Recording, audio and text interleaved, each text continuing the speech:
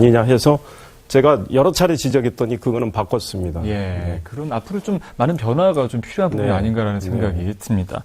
자, 그리고 의원께서 장애인 예술인에 대한 또 관심이 좀 높다고 이야기를 들었거든요. 지난 29일이었죠. 국회 대회의실에서 빗소리 친구들의 국회 공연 그리고 네. 또 장애인 예술인들의 작품 전시회를 여셨는데 네. 뭐 어떤 배경에서 출연했습니까? 우리 장애인 무용 수준은 네. 뭐 굉장히 높습니다. 사실 예. 뭐 중국 같은 데는 워낙에 지원이 많아가지고 대단하고요.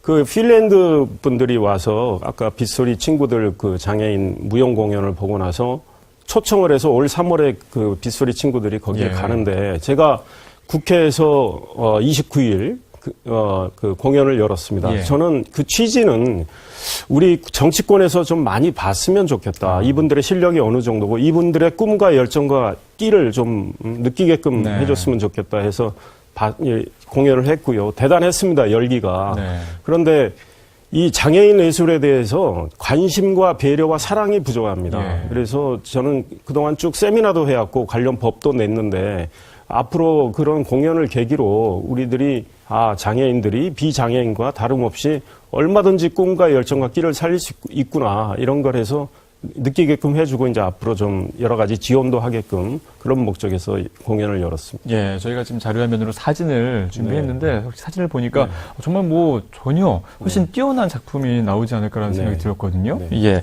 자, 그리고 지금 사실 이제 취업 관련 많은 이슈들이 있습니다. 한 가지 이제 의원께서 발의하실 예정이 있는 그런 법안 중에 취업 후 학자금 상환 특별법이 있거든요. 이게 어떤 내용인가요? 지금 그동안에는 학자금 상환 기간을 너무 짧게 줘가지고 미처 공부를 한 다음에 취업을 못 한 다음에 상환 이 의무가 생기니까 참 그 취업자들, 취업을 구직자들도 어려웠고 그래서 이제 2010년부터 그 든든 학자금 상환해서 취업한 다음에 이제 상환하도록 돼 있는데 현재는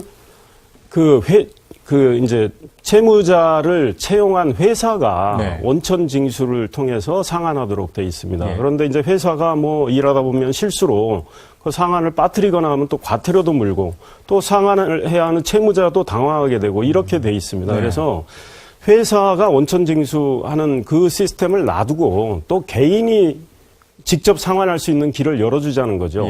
그럼 개인이 상환하는 길을 만약에 열었을 때 개인이 상환 안 하면 뭐 문제가 생기는 거 아니냐. 그런데 그때는 또 회사한테 원천 징수하도록 이렇게 그 투 트랙으로 길을 열어주는 그런 법안을 만들었는데 뭐 우리 교육부나 국세청 같은 데서 꼭 필요한 법안이라고 얘기를 하고 있습니다. 그래서 이제 곧 뭐 내년 초에 제출할 예정입니다. 저는 사실 그 상환할 때 개인이 상환하는 라고 생각을 하고 있었거든요. 근데 그게 회사에서 원천 진술을 하게 돼 있거든요. 예, 그런 또 부분이 있었습니다.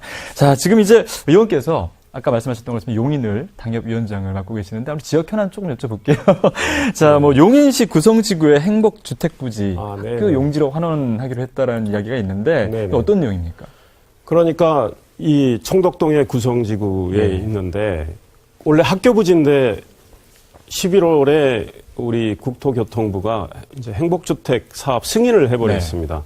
그러니까 우리 주민들은 당연히 학교가 들어설 걸로 믿고 있었는데 어느 날 그 자리에 행복주택이 들어선다니까 너무나 당황하고 또 분노를 했죠. 왜냐하면 그런 그 승인 과정에서 주민들의 의견을 들은 그런 그 과정도 없었고 그래서 급히 이제 뭐 주민들께서 뭐 시위도 하고 그다음 초등학생들 등교 거부도 하고 그런 일이 있었습니다. 그래서 급히 제가 서승환 국토교통부 장관을 만났습니다. 12월 15일 날. 그리고 아주 그게 부당하다는 걸 지적하는 자세한 내용의 서신을 쓰고 또 직접 만나서 설명을 하고 그래서 다음 날 또 만났더니 서승환 장관이 그 지적이 일리가 있다고 해서 그 재고 지시를 내렸다고 해서 12월 19일 날 바로 승인이 철회가 됐습니다. 사실은 국토교통부가 너무 빨리빨리 일을 처리해줘서 고맙게 생각을 하고 끝나면 지금 국토교통부 차관 만나서 또 감사하다는 이야기 할 예정인데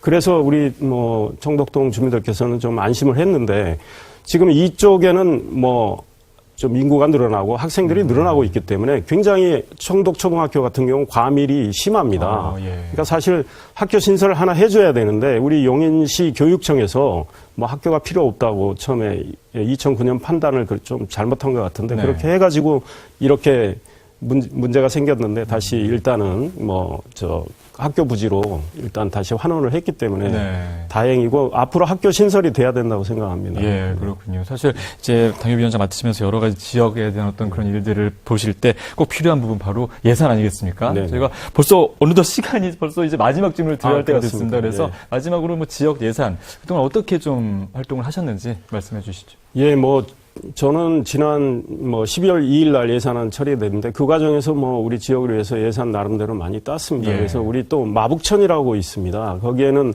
천이 작은데 비만 오면 침수가 되고 또 생활하수 문제도 있고 한데 네. 용인시가 생각했던 것보다 예산이 많이 깎여서 그걸 제가 6억 원 정도 증액해서 그건 잘 될 것 같고 예. 또 보정동에 주민센터가 없어가지고요. 상가 건물에 아주 비좁게 들어가고 있는데 행자부 특교 5억 원 받아서 신축하는데 좀 원활하게 했고 네. 구갈중학교 냉난방 시설이 엉망인데 예. 또 교육부 특별교부금 3억 1,700만 원 받아서 전면 교체하도록 했고요. 예. 그다음에 우리 용인 종합운동장 실내체육관 보수하는 데 쓰일 스포츠 토토 수익금 11억 5천만 원 확보하고 네. 그랬습니다. 네. 다양한 많은 어떤 그런 예산들 확보하셨는데 아무튼 2015년도 한번 저희들 기대해 보도록 하겠습니다. 예. 네. 자, 지금까지 이상일 새누리당 국회의원과 함께 이야기 나눠봤습니다. 자, 오늘 말씀 감사합니다. 네, 감사합니다.